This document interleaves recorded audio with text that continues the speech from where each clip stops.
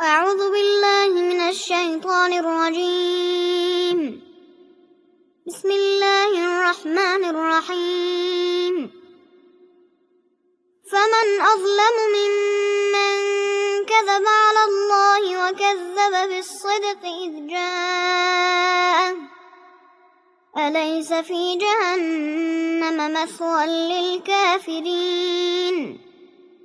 والذي جاء بالصدق وصدق به أولئك هم المتقون لهم ما يشاءون عند ربهم ذلك جزاء المحسنين ليكفر الله عنهم أسوأ الذي عملوا ويجزيهم أجرهم بأحسن الذي كانوا يعملون أليس الله بكاف عبده ويخوفونك بالذين من دونه ومن يضلل الله فما له من هاد ومن يهد الله فما له من مضل أليس الله بعزيز ذي انتقام ولئن سألتهم من خلق السماوات والأرض ليقولن الله قل أفرأيتم ما تدعون من دون الله إن أرادني الله بضر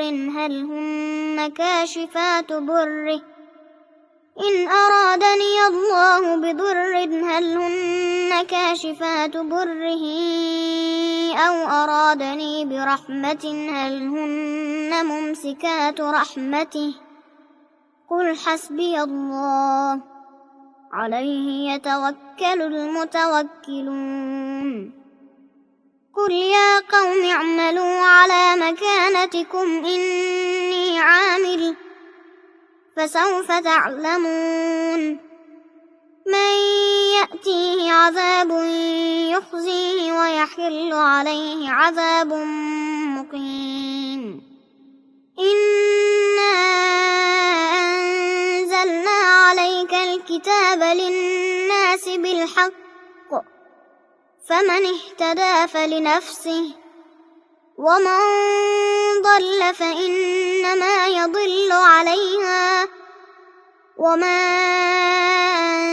أنت عليهم بوكيل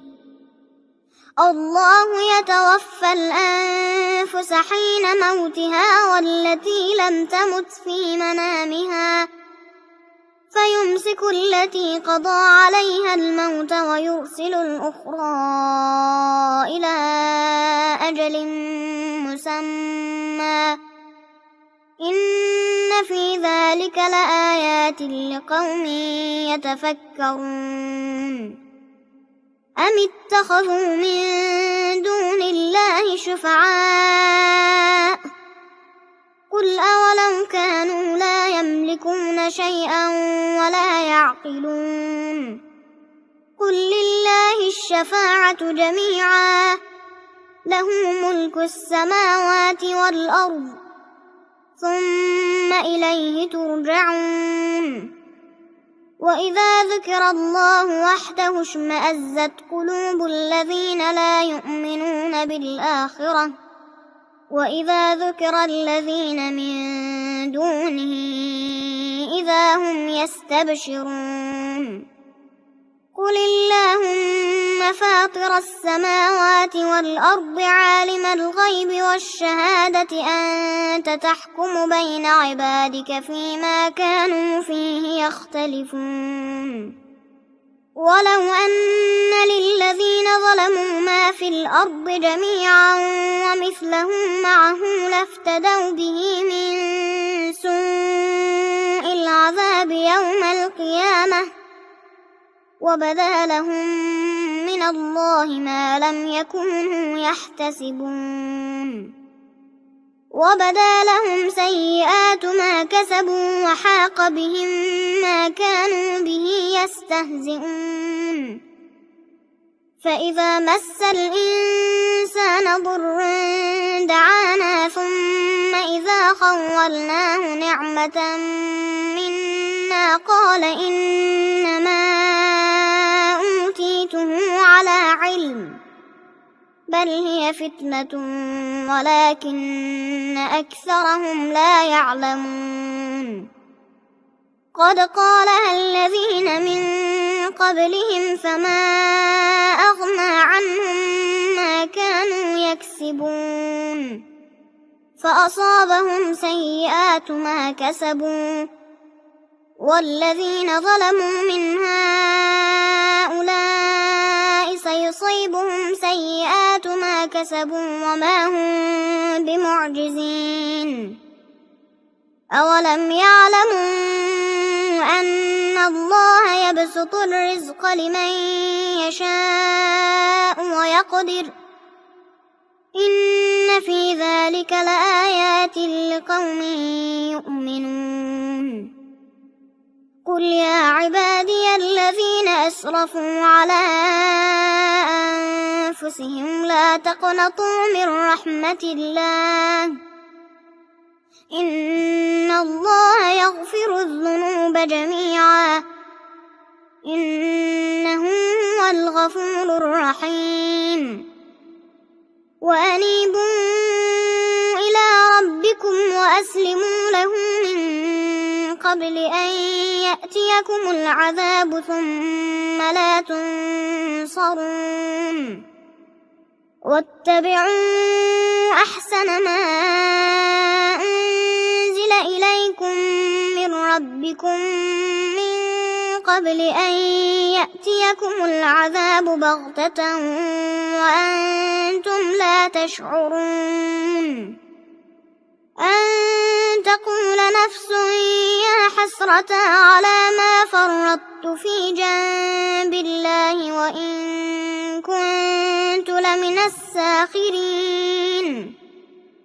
أو تقول لو أن الله هداني لكنت من المتقين أو تقول حين ترى العذاب لو أن لي كرة فأكون من المحسنين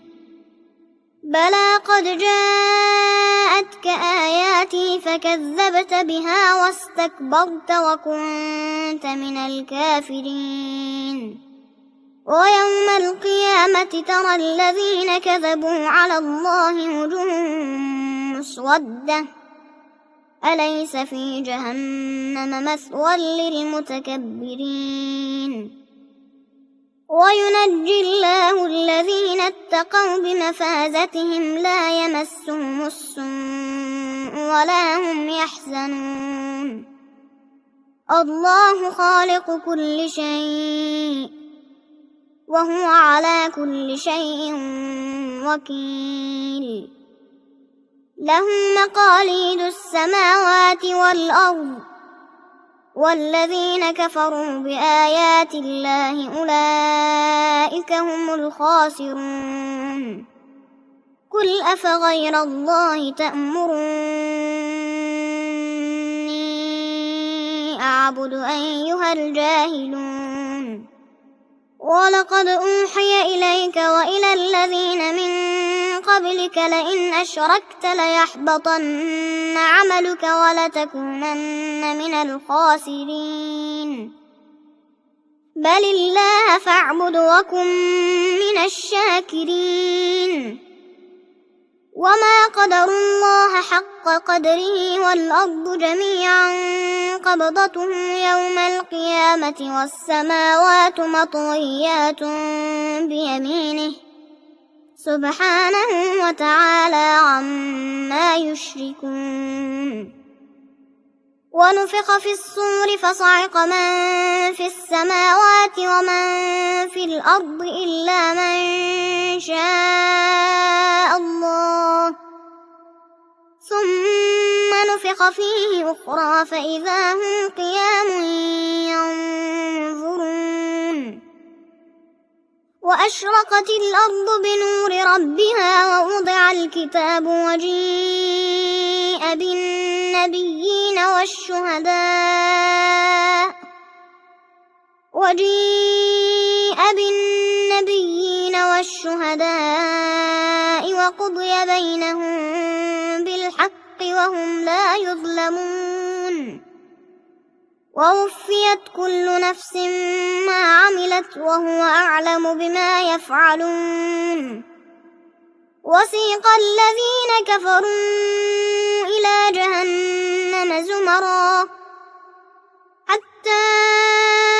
إذا جاءوها فتحت أبوابها وقال لهم خزنتها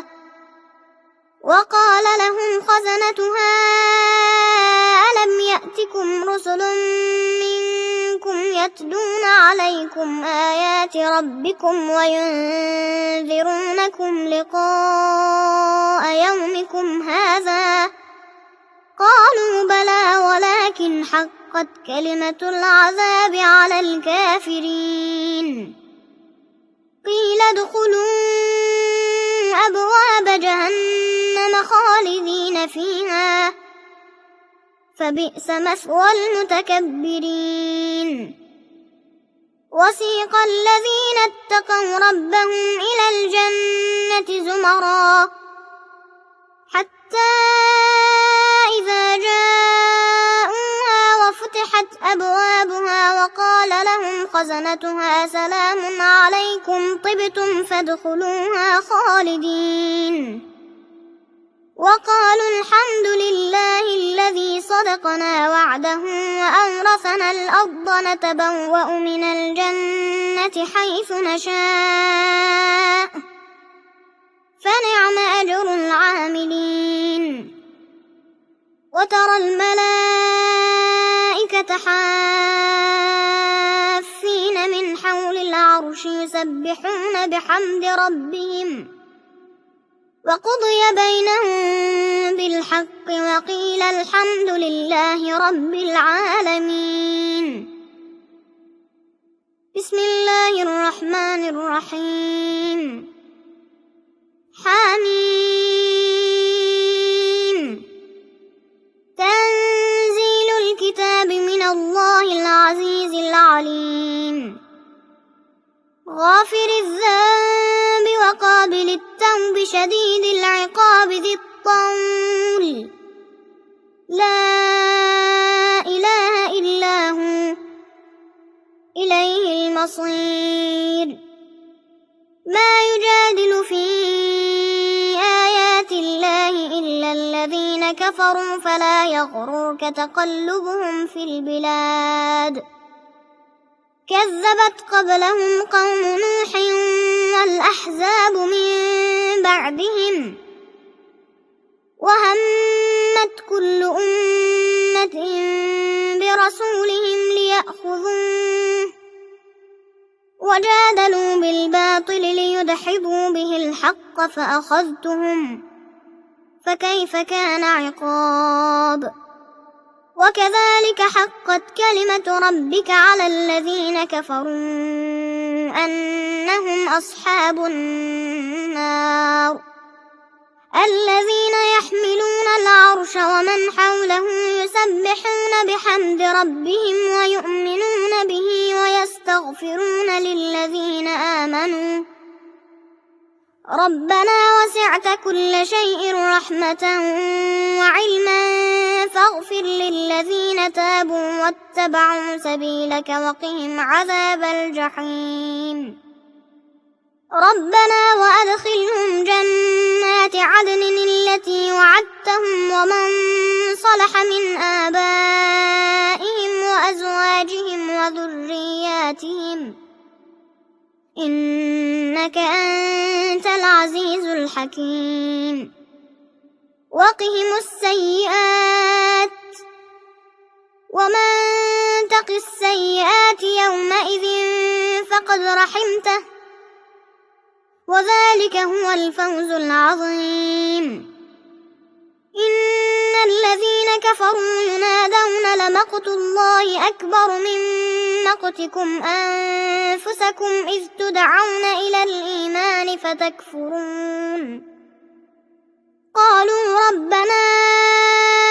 أمتنا اثنتين وأحييتنا اثنتين فاعترفنا بذنوبنا فهل إلى خروج من سبيل. ذلكم بأنه إذا دعي الله وحده كفرتم وإن يشرك به تؤمنوا فالحكم لله العلي الكبير. هو الذي يريكم آياته وينزل لكم من السماء رزقا وما يتذكر إلا من ينيب. فادعوا الله مخلصين له الدين ولو كره الكافرون. رفيع الدرجات ذو العرش يلقي الروح من أمره على من يشاء من عباده لينذر يوم التلاق يوم هم بارزون لا يخفى على الله منهم شيء. لمن الملك اليوم؟ لله الواحد القهار. اليوم تجزى كل نفس بما كسبت لا ظلم اليوم إن الله سريع الحساب. وأنذرهم يوم الآزفة إذ القلوب لدى الحناجر كاظمين ما للظالمين من حميم ولا شفيع يطاع يعلم خائنة الأعين وما تخفي الصدور. والله يقضي بالحق والذين يدعون من دونه لا يقضون بشيء إن الله هو السميع البصير. أولم يسيروا في الأرض فينظروا كيف كان عاقبة الذين كانوا من قبلهم كانوا هم أشد منهم قوة وآثارا في الأرض فأخذهم الله بذنوبهم وما كان لهم من الله من واق. ذلك بأنهم كانت تأتيهم رسلهم بالبينات فكفروا فأخذهم الله إنه قوي شديد العقاب. ولقد أرسلنا موسى بآياتنا وسلطان مبين إلى فرعون وهامان وقارون فقالوا ساحر كذاب. فلما جاءهم بالحق من عندنا قالوا اقتلوا أبناء الذين آمنوا معه واستحيوا نساءهم وما كيد الكافرين إلا في ضلال. وقال فرعون ذروني أقتل موسى وليدع ربه إني أخاف أن يبدل دينكم أو أن يظهر في الأرض الفساد. وقال موسى إني عذت بربي وربكم من كل متكبر لا يؤمن بيوم الحساب. وقال رجل مؤمن من آل فرعون يكتم إيمانه أتقتلون رجلا أن يقول ربي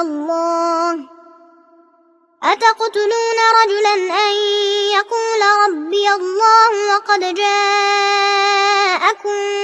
بالبينات من ربكم وإن يك كاذبا فعليه كذبه وإن يك صادقا يصبكم بعض الذي يعدكم إن الله لا يهدي من هو مسرف كذاب يا قوم لكم الملك اليوم ظاهرين في الأرض فمن ينصرنا من بأس الله إن جاءنا قال فرعون ما أريكم إلا ما أرى وما أهديكم إلا سبيل الرشاد وقال الذي آمن يا قوم إني أخاف عليكم مثل يوم الأحزاب مثل دأب قوم نوح وعاد وثمود والذين من بعدهم وما الله يريد ظلما للعباد ويا قوم إني أخاف عليكم يوم التناد يوم تولون مدبرين ما لكم من الله من عاصم ومن يضلل الله فما له من هاد ولقد جاءكم يوسف من قبل بالبينات فما زلتم في شك مما جاءكم به حتى إذا هلك قلتم لن يبعث الله من بعده رسولا كذلك يضل الله من هو مسرف مرتاب الذين يجادلون في آيات الله بغير سلطان أتاهم كبر مقتا عند الله وعند الذين آمنوا كذلك يطبع الله على كل قلب متكبر جبار وقال فرعون يا هامان ابن لي صرحا لعلي أبلغ أسباب السماوات فأطلع إلى إله موسى وإني لأظنه كاذبا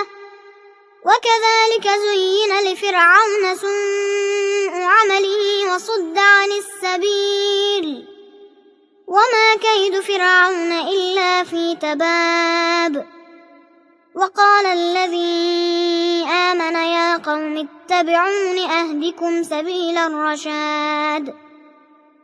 يا قوم إنما هذه الحياة الدنيا متاع وإن الآخرة هي دار القرار من عمل سيئة فلا يجزى إلا مثلها ومن عمل صالحا من ذكر أو أنثى وهو مؤمن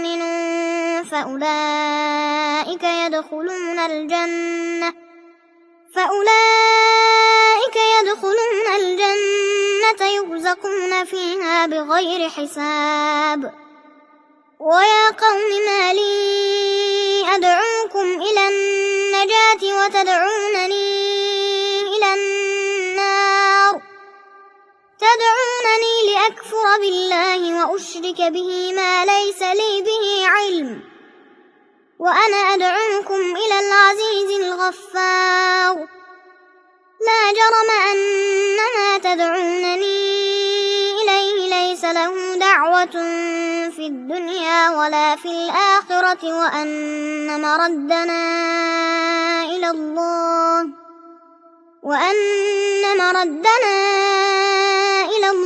وأن المسرفين هم أصحاب النار فستذكرون ما أقول لكم وأفوض أمري إلى الله إن الله بصير بالعباد فوقاه الله سيئات ما مكروا وحاق بآل فرعون سوء العذاب النار يعرضون عليها غدوا وعشيا ويوم تقوم الساعة أدخلوا آل فرعون أشد العذاب وإذ يتحاجون في النار فيقول الضعفاء للذين استكبروا إنا كنا لكم تبعا فهل أنتم مغنون عنا نصيبا من النار قال الذين استكبروا إنا كل فيها إن الله قد حكم بين العباد وقال الذين في النار لخزنة جهنم ادعوا ربكم يخفف عنا يوما من العذاب قالوا أولم تك تأتيكم رسلكم بالبينات قالوا بلى قالوا فادعوا وما دعاء الكافرين إلا في ضلال إنا لننصر رسلنا والذين آمنوا في الحياة الدنيا ويوم يقوم الأشهاد يوم لا ينفع الظالمين معذرتهم ولهم اللعنة ولهم سوء الدار ولقد آتينا موسى الهدى وأورثنا بني إسرائيل الكتاب هدى وذكرى لأولي الألباب فاصبر إن وعد الله حق واستغفر لذنبك وسبح بحمد ربك بالعشي والإبكار إن الذين يجادلون في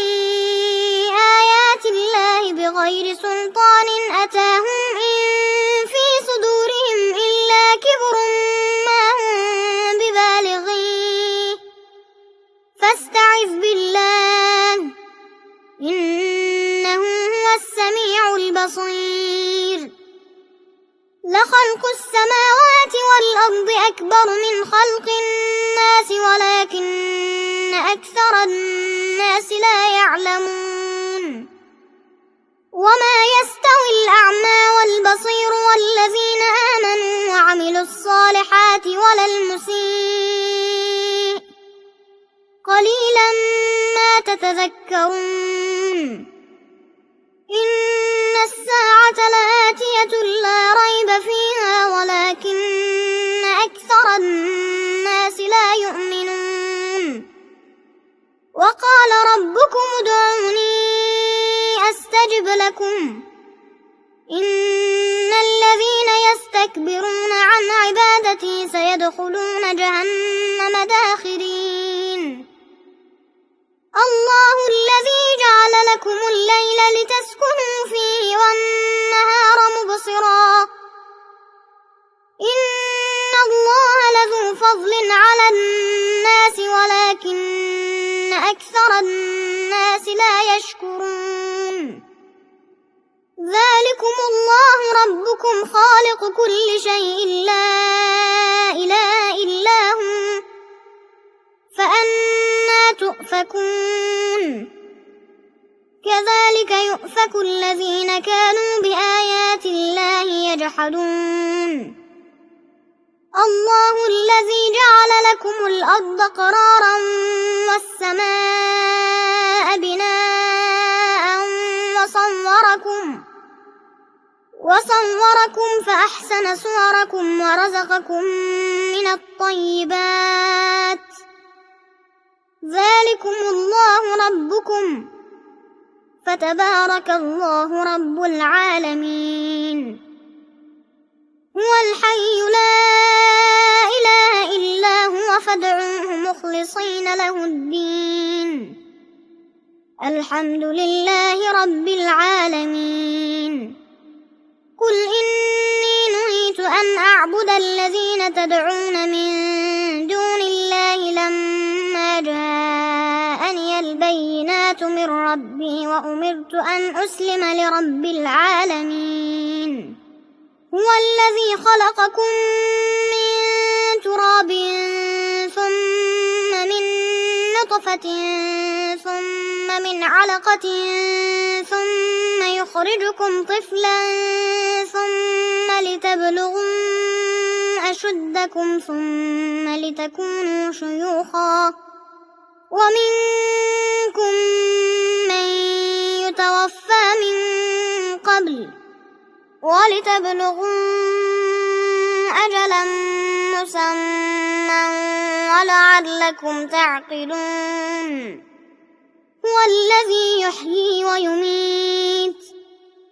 فإذا قضى أمرا فإنما يقول له كن فيكون. ألم تر إلى الذين يجادلون في آيات الله أنى يصرفون الذين كذبوا بالكتاب وبما أرسلنا به رسلنا فسوف يعلمون. إذ الأغلال في أعناقهم والسلاسل يسحبون في الحميم ثم في النار يسجرون. ثم قيل لهم أين ما كنتم تشركون من دون الله قالوا ضلوا عنا بل لم نكن ندعو من قبل شيئا كذلك يضل الله الكافرين. ذلكم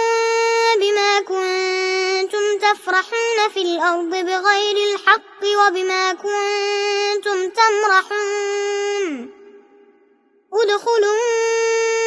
أبواب جهنم خالدين فيها فبئس مثوى المتكبرين. فاصبر إن وعد الله حق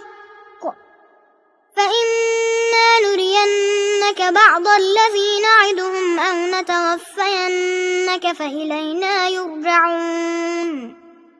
ولقد أرسلنا رسلا من قبلك منهم من قصصنا عليك ومنهم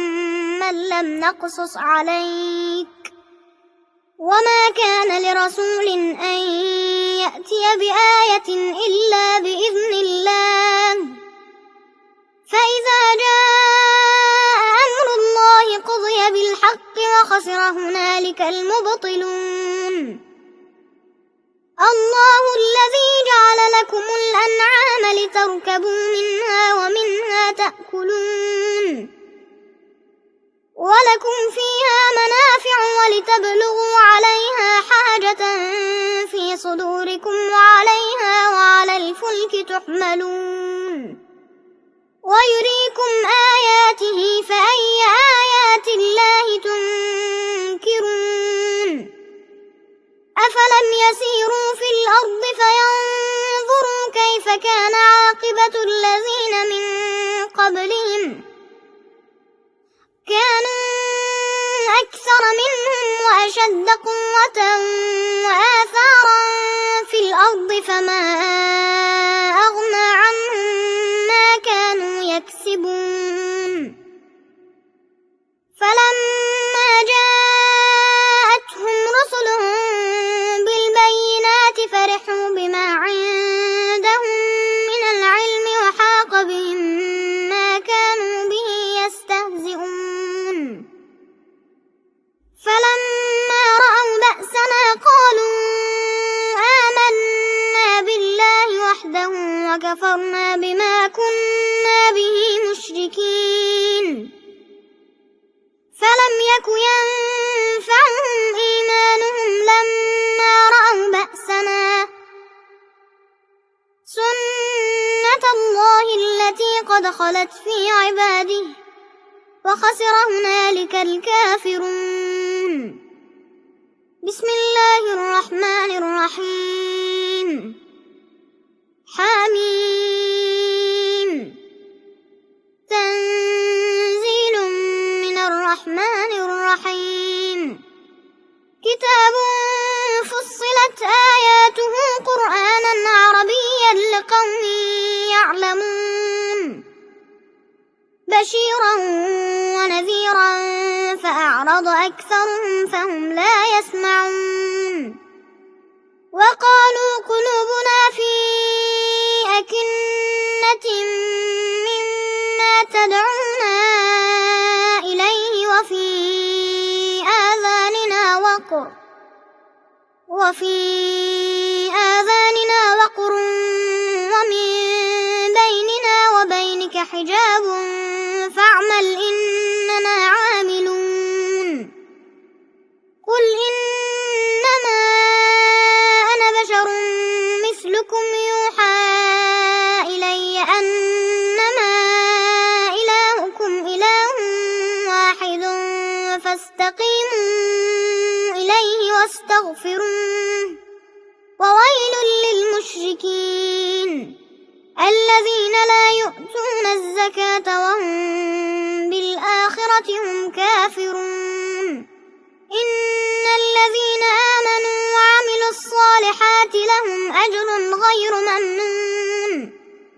قل أئنكم لتكفرون بالذي خلق الأرض في يومين وتجعلون له أندادا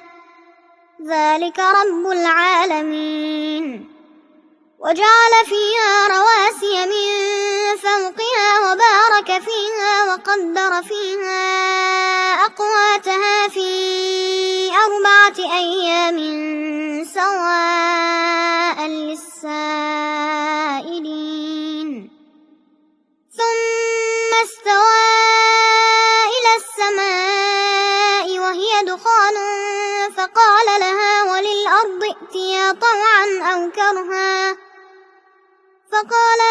وللأرض ائتيا طوعا أو كرها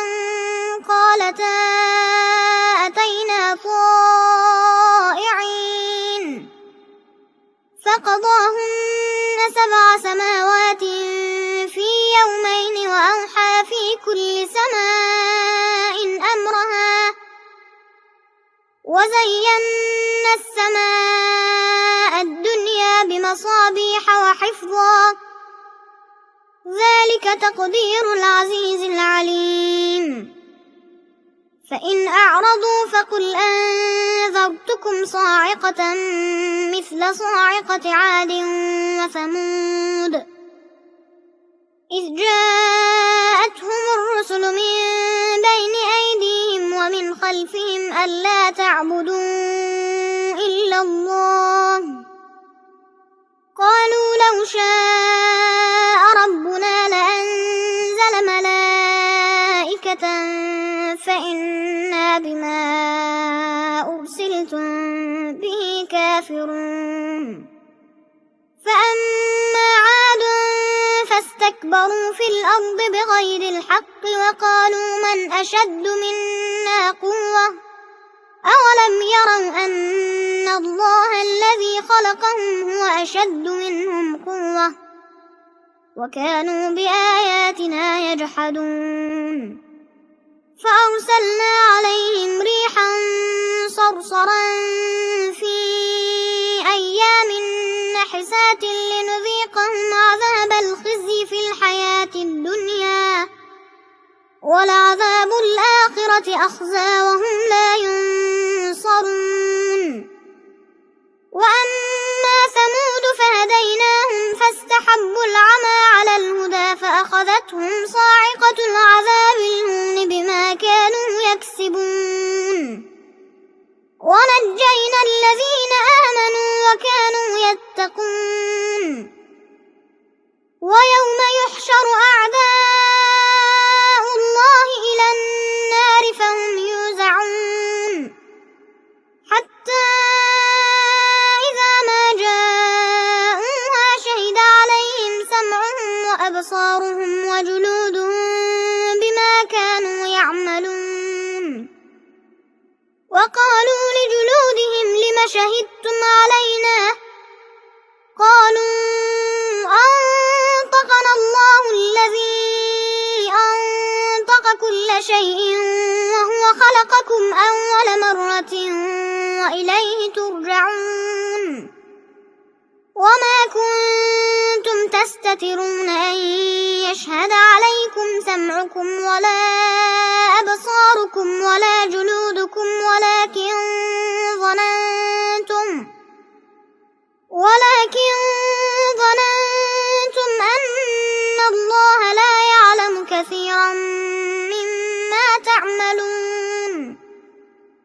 وذلكم ظنكم الذي ظننتم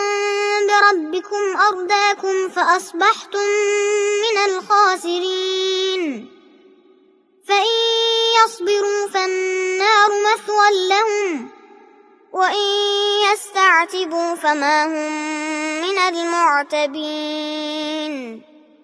وقيضنا لهم قرناء فزينوا لهم ما بين أيديهم وما خلفهم وحق عليهم القول في قد خلت من قبلهم من الجن والإنس إنهم كانوا خاسرين وقال الذين كفروا لا تسمعوا لهذا القرآن والغوا فيه لعلكم تغلبون فلنذيقن الذين كفروا عذابا شديدا ولنجزينهم أسوأ الذي كانوا يعملون ذلك جزاء أعداء الله النار لهم فيها دار الخلد جزاء بما كانوا بآياتنا يجحدون وقال الذين كفروا ربنا أرنا الذين أضلانا من الجن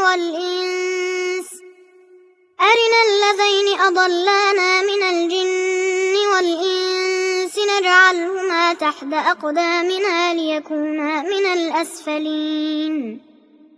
إن الذين قالوا ربنا الله ثم استقاموا تتنزل عليهم الملائكة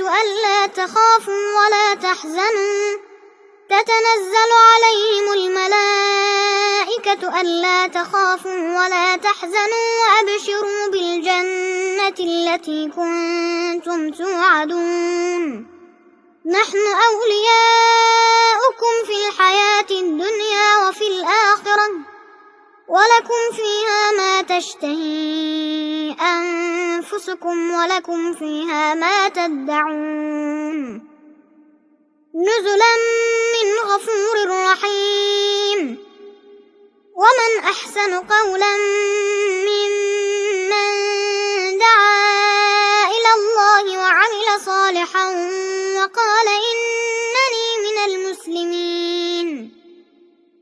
ولا تستوي الحسنة ولا السيئة ادفع بالتي هي أحسن فإذا الذي بينك وبينه عداوة كأنه ولي حميم وما يلقاها إلا الذين صبروا وما يلقاها إلا ذو حظ عظيم وإما ينزغنك من الشيطان نزغ فاستعذ بالله إنه هو السميع العليم ومن آياته الليل والنهار والشمس والقمر لا تسجدوا للشمس ولا للقمر واسجدوا لله الذي خلقهن إن كنتم إياه تعبدون فإن استكبروا فالذين عند ربك يسبحون له بالليل والنهار وهم لا يسأمون ومن آياته أنك ترى الأرض خاشعة فإذا أنزلنا عليها الماء اهتزت وربت إن الذي أحياها لمحيي الموتى إنه على كل قدير إن الذين يلحدون في آياتنا لا يخفون علينا أفمن يلقى في النار خير أم من يأتي آمنا يوم القيامة اعملوا ما شئتم إنه بما تعملون بصير إن الذين كفروا بالذكر لما جاءهم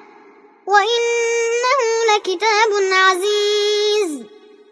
لا يأتيه الباطل من بين يديه ولا من خلفه تنزيل من حكيم حميد ما يقال لك إلا ما قد قيل للرسل من قبلك إن ربك لذو مغفرة وذو عقاب أليم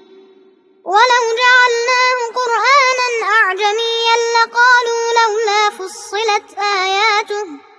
أعجمي وعربي قل هو للذين آمنوا هدى وشفاء والذين لا يؤمنون في آذانهم وقر وهو عليهم عمى أولئك ينادون من مكان بعيد ولقد آتينا موسى الكتاب فاختلف فيه ولولا كلمة سبقت من ربك لقضي بينهم وإنهم لفي شك منه مريب من عمل صالحا فلنفسه ومن أساء فعليها وما ربك بظلام للعبيد صدق الله العلي العظيم.